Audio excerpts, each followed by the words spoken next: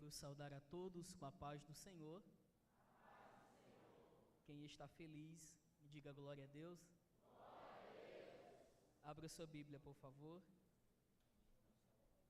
Gênesis, capítulo 22. A partir do verso 1. Gênesis, capítulo 22, a partir do verso 1. Assim está escrito: E aconteceu depois destas coisas, que provou Deus a Abraão e disse-lhe: Abraão, e ele disse: Eis-me aqui. E disse: Toma agora o teu filho, o teu único filho Isaque, a quem amas, e vai-te à terra de Moriá, e oferece-o ali em holocausto, sobre uma das montanhas que eu te direi. Verso 9. E vieram ao lugar que Deus lhes dissera, e edificou Abraão ali um altar, e pôs em ordem a lenha, e amarrou a Isaque seu filho, e deitou-o sobre o altar em cima da lenha, e estendeu Abraão a sua mão, e tomou o cutelo para imolar o seu filho. Mas o anjo do Senhor lhe bradou desde os céus e disse: Abraão, Abraão. E ele disse: Eis-me aqui. Então disse: Não estendas a tua mão sobre o moço, e não lhe faças nada, porquanto agora sei que temes a Deus, e não me negastes o teu filho, o teu único filho. Então levantou Abraão os seus olhos e olhou, e eis um carneiro detrás dele, travado pelas suas pontas no mato. E foi Abraão, e tomou o carneiro, e ofereceu-o em holocausto em lugar de seu filho. E chamou Abraão o nome daquele lugar: O Senhor proverá, donde se diz, até ao dia de hoje, no monte do Senhor se proverá. Eu quero que você olhe para a pessoa que está do seu lado, em um tom gentil, mas com um toque profético. Diga para esta pessoa: não haverá sacrifício. Não, irmão, você não falou com fé. Diga: não haverá sacrifício. Diga: haverá providência. Tome o seu assento, por favor, e empreste-me a sua atenção. Gente, olha o tamanho da fé deste homem. O que Deus está pedindo a Abraão não é algo simples. O que Deus está pedindo a Abraão não é algo fácil de ser realizado. Deus está pedindo o seu filho em sacrifício. É um pedido muito difícil.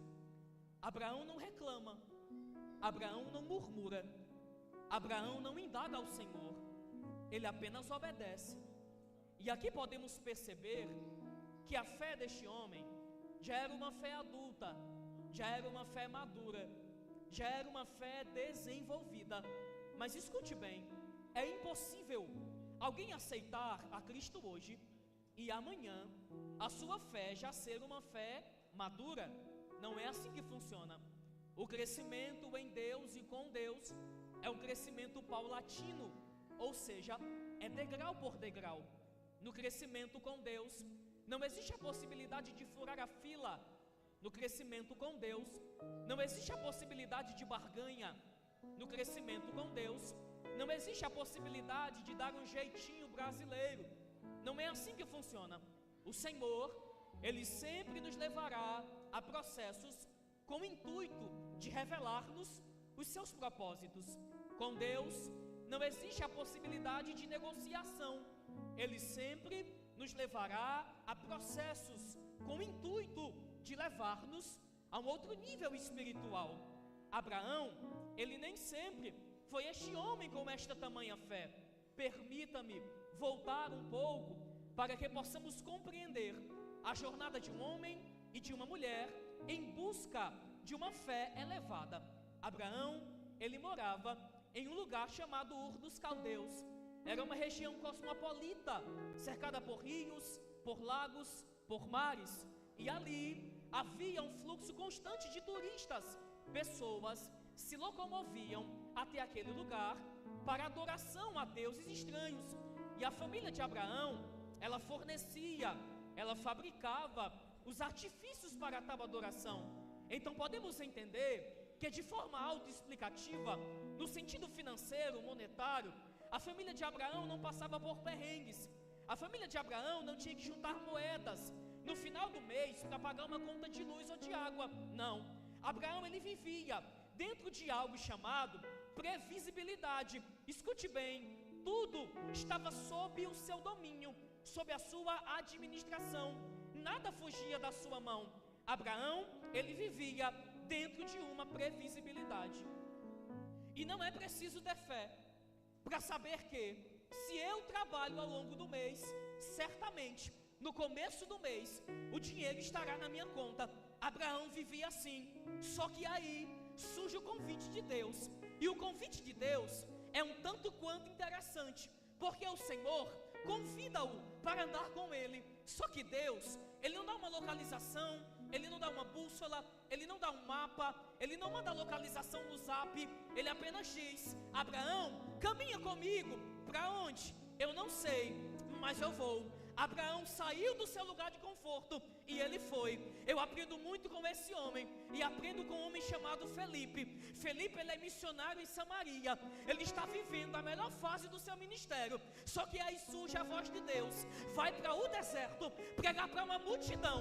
Não, você vai para o deserto pregar para uma pessoa. Felipe, ele poderia ter dito: eu não vou, porque deserto é lugar que não tem água, não tem comida, o sol é escaldante, consequentemente é um lugar de morte. Mas Felipe, ele entendia algo que todos nós precisamos compreender: que o que mata não é ir para o deserto, o que mata é você ficar na cidade sem o aval de Deus. E tem muita gente que pensa que a bênção de Deus, ela está fixa, presa, imóvel em coisas e em lugares. Mas eu vim nessa noite te falar: a bênção de Deus, ela não está presa a coisas e nem a lugares. E onde está a bênção, Silas? A bênção está em você, e por onde você for, essa bênção vai te acompanhando. Você pode levantar a sua mão. Me permita liberar uma palavra de Deus para a tua vida.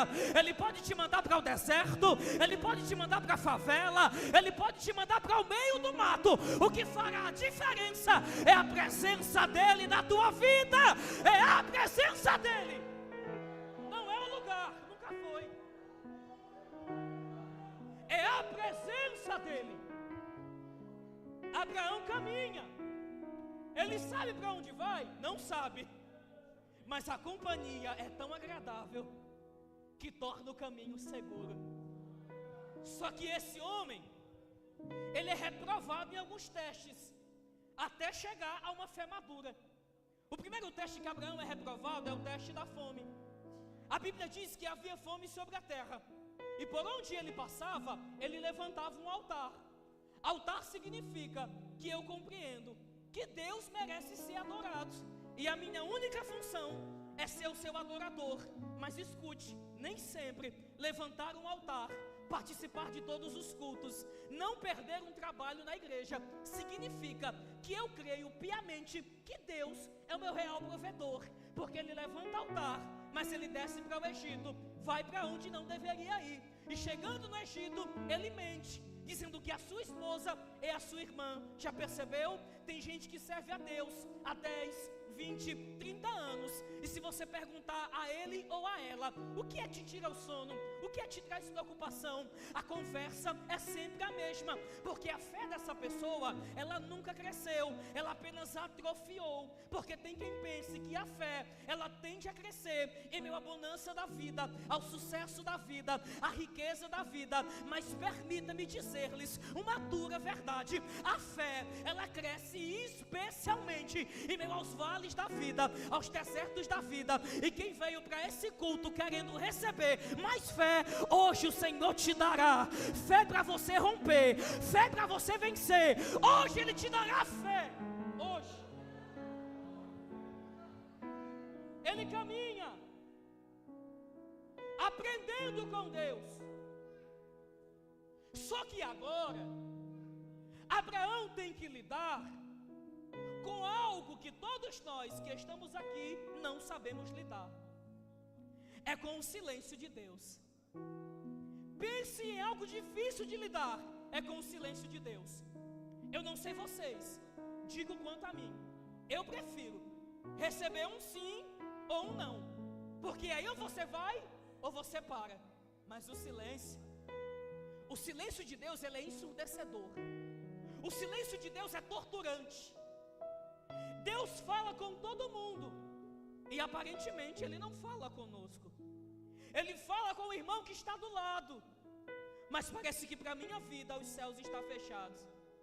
Essa é uma percepção errônea a respeito do trabalhar de Deus.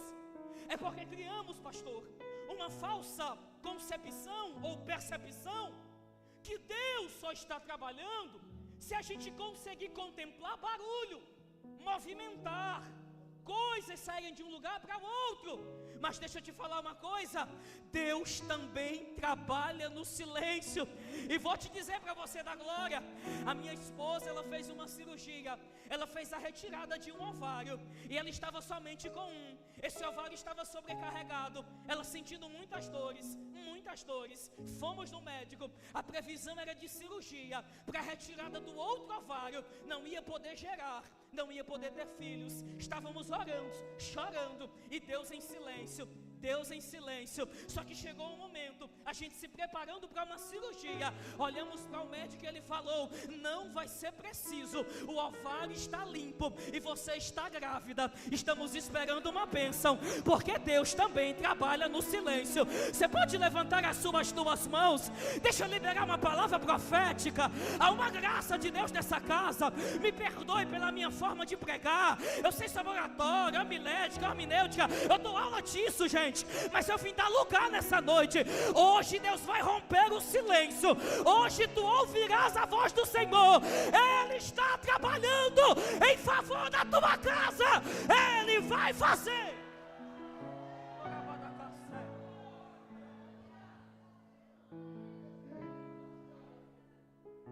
Ele é especialista em trabalhar enquanto não sabemos. Silêncio. Abraão está inquieto.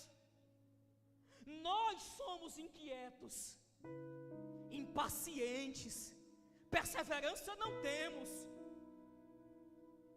Quer saber de uma coisa? A impaciência consome esse homem e nos consome. Mas olha um detalhe importante: todos nós que estamos aqui somos movidos por algo chamado Cronos. São anos, são meses, semanas, por aí vai. É o nosso tempo. Só que o tempo de Deus é o seu Kairos. Ele faz do jeito dele, na hora dele, do jeito dele. Eu vou falar uma coisa para você glorificar a Deus. Talvez você veio impaciente para cá, mas deixa eu te falar uma coisa: o Deus a qual servimos, Ele é o único que possui uma visão holística. E o que é isso? Deus, Ele enxerga passado, presente e futuro sem nem sair do lugar. Aí eu não sei se você se lembra de um homem chamado Josafá. Ele estava em um culto como este, preocupado com uma guerra que ele travaria no outro dia. Aí Deus levanta um profeta no meio do culto. O profeta levanta a mão e diz: se aveste não, amanhã tu nem vai ter que pelejar. Olha o que é que Deus faz. Estamos no domingo, Deus dá um pulo na segunda, Ele resolve tudo na segunda, Ele volta para o domingo e usa o pregador lá do Piauí para te dizer: fique tranquilo, eu já cuidei da tua segunda, da terça, da quarta, da quinta, da sexta. Você consegue perceber o cuidado de Deus? Você consegue entender que se não fosse a mão do Senhor, você não estaria aqui? Então abra a sua boca e diga alguma coisa a Ele. Aleluia. Ele está trabalhando, gente. Esse homem está inquieto. Aí ele ouve a voz de Deus. E aqui eu entendi. Ele está desanimado. E eu entendi a oração do profeta Abacuque no capítulo 3. Abacuque olha para Deus e diz: Senhor, aviva a tua obra. Mas não é no começo dos anos, também não é no final, é no meio. Porque começar bem todo mundo começa. é intensidade, é primeiro amor. Não perde um culto, não perde um trabalho, mas pense em uma visita indesejável, que nunca será convidada, mas que sempre baterá na porta das nossas casas. Será uma visita chamada desânimo. E não podemos ser hipócritas em falarmos que a gente nunca desanimou, porque é mentira. O desânimo chega. Aí Abacuque olha para Deus e pede por um avivamento no meio dos anos. Por que no meio? Porque é no meio que a gente cansa. É no meio que não dá vontade de vir para o culto. É no meio que não dá vontade de congregar. É no meio. E se tem uma coisa que nós não somos, é perseverantes. Estamos no começo do ano. Talvez você pegou um caderno, anotou metas, projetos e objetivos. Não passou-se 15 dias, você nem se lembra mais daquilo que você se propôs a fazer. É porque nós não somos perseverantes. A gente quer uma vida saudável, mas a gente não quer se exercitar. A gente não pode ver um bolo, não pode ver uma coca. A gente prefere tomar um remédio que afeta a nossa saúde para emagrecer, ao invés de correr para mudar de vida, fazer que nem o nosso pastor que é fitness. A gente não consegue fazer isso. A gente só quer se apegar aos pódios, às conquistas, mas o caminho que nos leva a tais realizações, a gente não quer. Mas eu sou professor e eu vejo muito isso na minha cidade. Começo do ano, a mãe compra o caderno, compra a mochila, a criança está ansiosa para ir para a escola. Primeiro dia de aula, a mãe abre a porta, a criança está pronta, animadíssima. Eu não dou uma semana para a mãe abrir a porta do quarto de novo, nem balde com água fria e nem despertador para acordar a criança, porque o cansaço vem para você, o cansaço vem para mim, o cansaço vem para todos nós. Mas eu tenho uma palavra profética nessa noite, e essa palavra é direcionada para a sua vida. Palavra profética não se recebe de mãos abaixadas, são as duas mãos erguidas. Por favor, a vontade do diabo no ano de 2026 era te ver parado, imóvel, preso em uma letargia espiritual. A vontade dele é que você estivesse em casa assistindo TV e perdendo o culto, mas ele caiu do cavalo. Você começou o ano mais crente do que nunca. Você veio para o culto adorar e ele não vai te parar. Pegue na mão do crente que está do teu lado, por favor. Segura na mão desse crente, me ajuda a pregar. Isso é pedagógico, me ajude.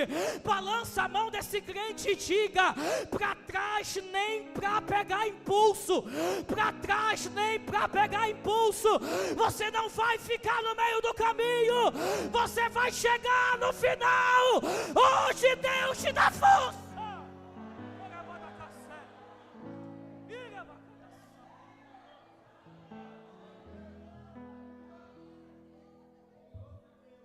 Você não vai parar no meio do caminho. Deus fala com aquele homem, anima a sua fé. Aparentemente está tudo bem, só que não estava. Aqui vai um conselho para todos nós. Cuidado com quem ou com o que nós ouvimos em nossos momentos de tensões. Ele está desorientado, aí ele ouve a sua esposa, e o conselho dela é: pega a serva, faz um filho nela, e pronto, cumpriu-se a promessa de Deus. Porque pensa o homem, na sua limitada mente, que ele pode ajudar Deus a fazer alguma coisa, quando é totalmente o contrário. Nós é que somos totalmente dependentes de Deus. Faz um filho na serva, atrasa a promessa, porque Deus não nos isenta, Deus não nos impede de tomarmos as nossas decisões, mas Ele também não nos isenta das consequências das mesmas. Passa o tempo, Deus entrega a promessa, chega Isaac, e como toda escolha, sendo boa ou ruim, há uma consequência, essa também teve. Há uma briga na casa. Quem vai ser o herdeiro? O filho da serva ou o filho da promessa? Eu estou falando há aproximadamente 20 e poucos minutos sobre fé, e você pode se perguntar ou me perguntar: pregador, como eu posso identificar se a minha fé está crescendo ou não? Escute, veremos que a nossa fé cresceu quando que, para cumprir propósitos, você vai se desfazer até de quem você ama.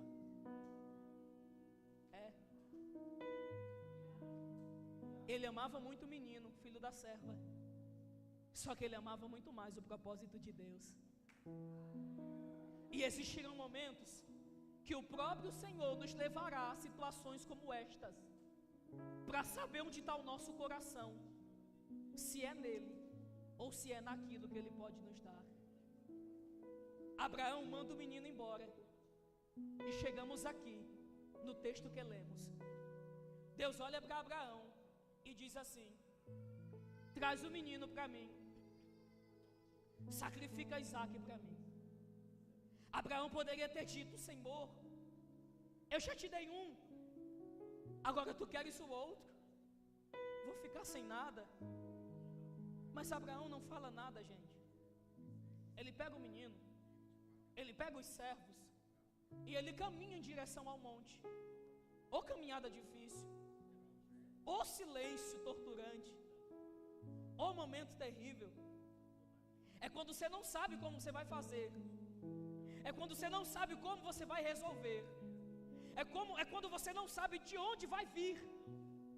Abraão foi caminhando. Só que eu acho linda, e estamos em uma noite muito profética, gente, ao mover de Deus aqui. Eu acho linda a linguagem que Abraão se utiliza para conversar com os seus servos.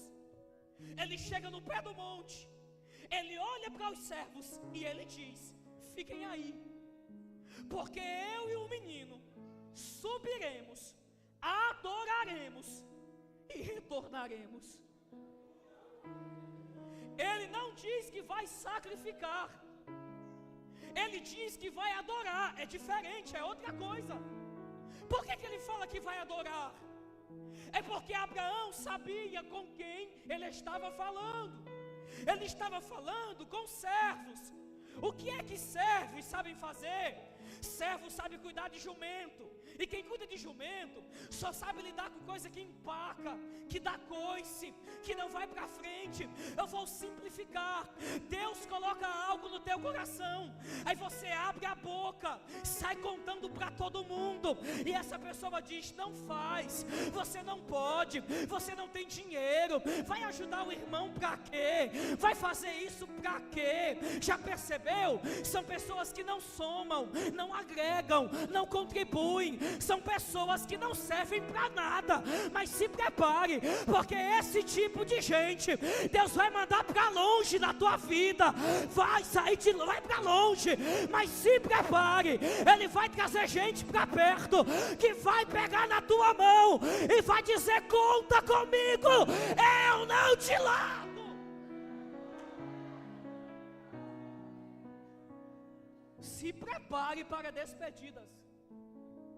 Muita gente vai embora. E eu não sei se você percebeu, mas Abraão, ele sempre se utiliza do plural. Vai subir eu e o menino, vamos adorar eu e o menino. E o certo a ser dito seria: e eu voltarei. Mas Abraão diz: o que estou levando para subir vai voltar comigo na descida, porque Deus proverá. Glória. Ele sobe no monte. O filho olha para o pai e pergunta: pai, cadê o sacrifício?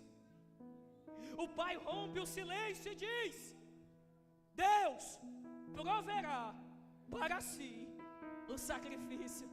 Aí Abraão entendeu: o sacrifício sou eu, não tem como fugir. Abraão era velho, Isaac era novo. Se Isaac quisesse correr, Abraão não pegava nunca. Então por que Isaac não corre? É porque Isaac entendia uma coisa: que a sua vida era um milagre, a sua casa marcada por milagres, e o seu pai nada mais, nada menos, era conhecido como o pai da fé. A companhia de Abraão trazia segurança para Isaac. Eu vou simplificar. Já percebeu?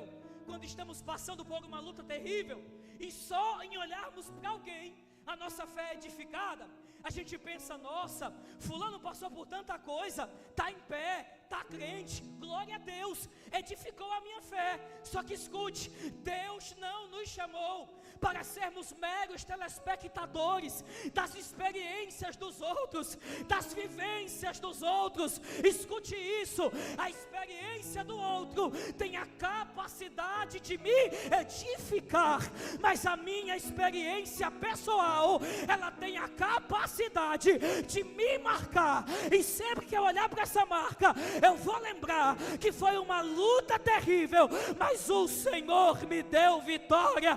E tem gente aqui hoje que está saindo da prova, tem gente que está no meio da prova, tem gente que está entrando na prova, mas a palavra é a mesma. Levante as suas duas mãos, eu quero profetizar nessa noite: você não vai morrer no meio dessa luta, você não vai morrer no meio dessa prova, vai ser experiência, vai ser testemunho para contar.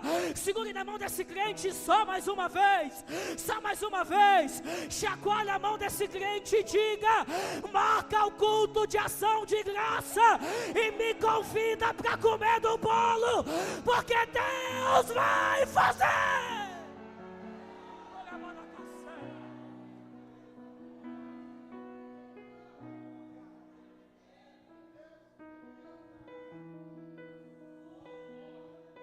E encomenda muita comida, porque se tem uma coisa que o cliente sabe fazer é comer. Aleluia! Oh, glória! Ele pega o menino, amarra no altar, e amarrado no altar não tem como fugir, amarrado no altar não tem para onde ir. É isso mesmo. Eu estava em uma rua da minha cidade, chamada Rua Nova, tenebrosa em álcool, droga, prostituição. Eu estava reclamando com Deus, nem me lembro mais pelo que era. Aí Deus falou fortemente ao meu coração: você está reclamando muito, eu te tirei daqui, mãe prostituta, drogada, 9 meses de gestação, levou furada de faca, acidente de carro, tanta coisa, gente. E Deus guardou o pequeno feto. Deus colocou uma outra família de crentes, já tinham 2 filhas, a mulher já tinha ligado, queria muito ter um menino, se disponibilizou em me pegar assim que eu nascesse. Assim que eu saí da barriga da minha mãe, a minha mãe adotiva me pegou. Passei uma parte da infância no hospital, muito doente. A enfermeira olhou para minha mãe adotiva e disse: pegou só para enterrar, não foi para outra coisa. Minha mãe crente liberou uma palavra tão profética, olhou para a enfermeira e disse: não, eu peguei esse menino para ser um pregador do evangelho. E 2 dias depois eu estava na minha casa. Eu estou te falando isso para você compreender algo, escute bem. Isaac está amarrado no altar. Abraão pega uma faca, e quando Abraão vai matar o seu filho, surge a voz de Deus, e a voz de Deus é: não faça isso, olhe para o lado, enxergue a providência. Oh glória, se Isaac estivesse no culto aqui hoje, e alguém perguntasse a ele: Isaac, conta para nós, aonde foi que você conheceu a Deus? Isaac abriria a boca e diria: eu conheci a Deus debaixo da faca. E tem gente aqui hoje que conheceu a Deus debaixo da faca. Por pouco o carro não virou, a bala não entrou, o Covid não te levou. Mas eu estou falando isso por quê? Porque você foi alcançado debaixo da faca, e você está fugindo do altar. E a palavra de Deus dessa noite é: ou você volta para o altar, ou eu abro a sepultura de novo. Porque quem nasceu para o altar não vai ser feliz em outro lugar. Mas é uma palavra de Deus nessa noite. Tem gente que está com a vida matrimonial, a vida financeira, a vida espiritual debaixo da faca, mas a palavra nessa noite é: não haverá sacrifício, haverá providência. Levante a sua mão. Não vai ser preciso terminar o casamento, não vai ser preciso se automutilar, não vai ser preciso tomar remédio para dormir de noite. Haverá providência.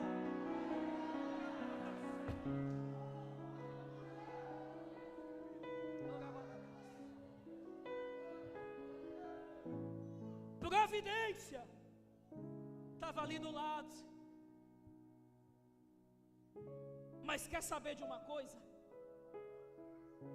Deus nunca quis Isaac. Não, pregador, não. Lembra que eu falei no começo? Por onde Abraão passava, ele levantava um altar. Porque somos bons, bonitos, excelentes em pedir, em buscar e em perseverar quando queremos algo de Deus. Mas somos horríveis, feios, péssimos na hora de voltarmos e agradecermos. Antes da bênção, Abraão não perdia um culto, não perdia uma oração, estava crente. Tem gente que serve a Deus, está conosco aqui hoje, tem uma bicicleta. Se Deus lhe der uma bis, acabou, irmão. Pode receber muita coisa não. É forte o que eu vou falar, mas é verdade. Tem gente que vai passar a vida inteira dentro da igreja orando e nunca vai receber nada de Deus. Me pergunte por quê? Porque ele vai passar a sua vida inteira orando, pedindo para Deus lhe ouvir, mas ele nunca fará uma oração pedindo para ouvir a voz de Deus. Sua oração é pessoal, carnal, para as suas próprias satisfações, e Deus não responde. Aí tem gente que vai passar a vida inteira orando e nunca vai receber nada de Deus, porque Deus prefere te ver no lugar da oração sem a bênção, do que com a bênção fora do lugar da oração. O nosso problema é pensar que Deus quer o que é nosso. O nosso problema é pensar que Deus quer o nosso carro, que Deus quer nossa casa, que Deus quer nosso diploma, que Deus quer nosso anel de formatura. Deixa de ser besta. Deus não quer nada disso, até porque foi Ele quem te deu. E o que é que Deus quer? Ele quer a nossa vida. E se alguma coisa entrar na frente de Deus, se prepare para perder essa coisa, mas Deus não vai te perder por nada.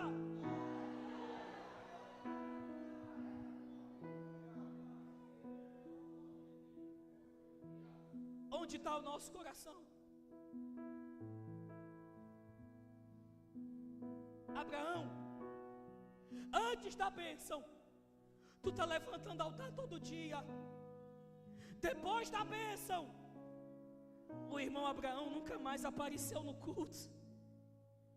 A Bíblia diz que na sua casa só tinha banquete, festa. E nem só de festa viverá o homem. Deus olha para ele, traz o menino para mim. Ele pega, coloca no altar, e eu posso conjecturar ou imaginar Deus olhando para ele e fazendo assim: eu só queria isso, Abraão. Eu não quero teu Isaac.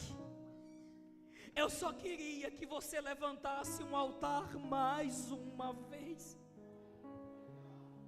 Deus me trouxe aqui nessa noite para dizer que Ele está com saudade de quando a primeira coisa que fazíamos de manhã não era pegar no nosso celular, era dobrar os nossos joelhos e oferecer o nosso dia a Ele. Ele está dizendo que está com saudade de quando a nossa intensidade não era para maratonar uma série na Netflix, não era para maratonar um dorama, e você sabe o que eu estou falando, mas nessa noite Ele me trouxe aqui para nos alertar e dizer que é tempo de limparmos as cinzas, é tempo de pegarmos a lenha, é tempo de levantarmos um altar. Quem vai levantar um altar para Deus nessa noite? Então levante a sua mão, abre a sua boca, levante o seu altar, fique de pé glorificando a Deus. Ele está aqui.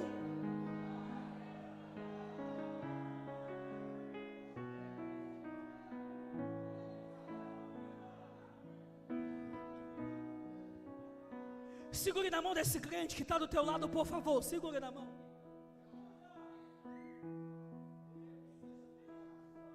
Você não vai esperar pela oração do pregador. Você vai fazer uma oração intercessória. E pregador, essa oração é bíblica, sim? Atos capítulo 12, verso 5.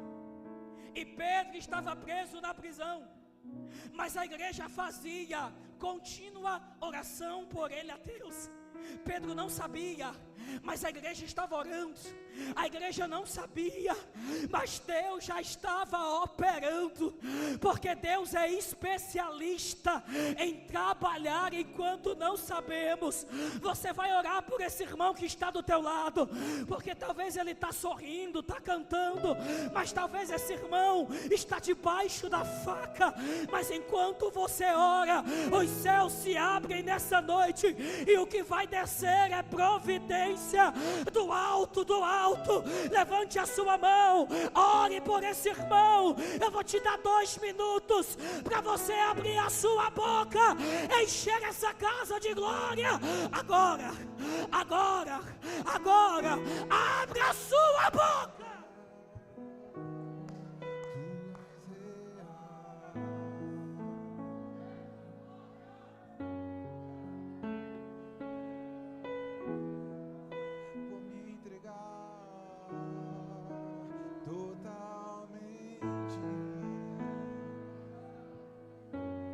Abre a boca. O Espírito Santo está no nosso meio. Sabe qual é o nosso problema? É porque a gente anda muito engomadinho. A gente se esqueceu de onde Deus nos tirou. A palavra dessa noite é: para de ser besta. Se lembra de onde Deus te tirou. Você grita assistindo futebol, chora assistindo novela. Aí na casa de Deus não pode borrar maquiagem, não pode amassar roupa.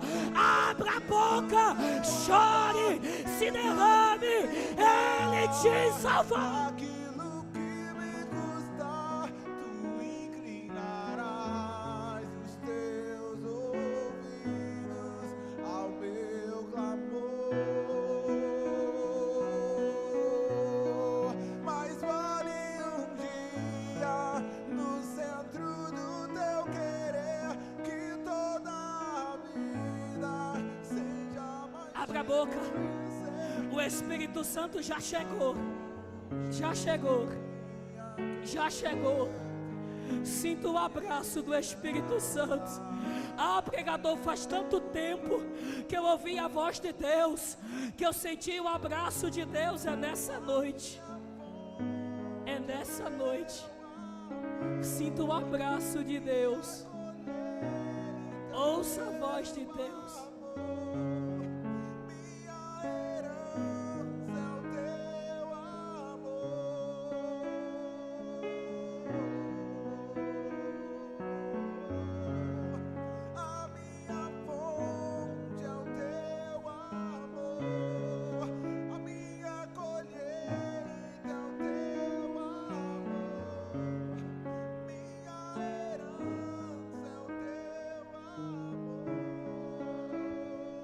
Eu quero ouvir só o barulho da igreja orando agora. Abra a boca. Grita. Clama. Ore. Ore. Ora pela tua casa. Ora pela tua família. Ora pelo teu cônjuge. Tem coragem. Entra nessa guerra. Batalha. Ora. porque enquanto tu estás aqui clamando, Deus já está na tua casa, operando, trabalhando, salvando, libertando. Abre a boca.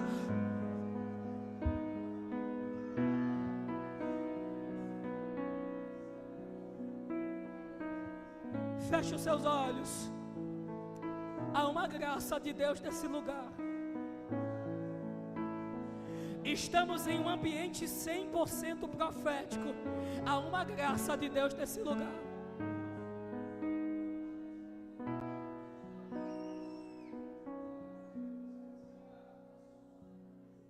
Haverá uma quantidade absurda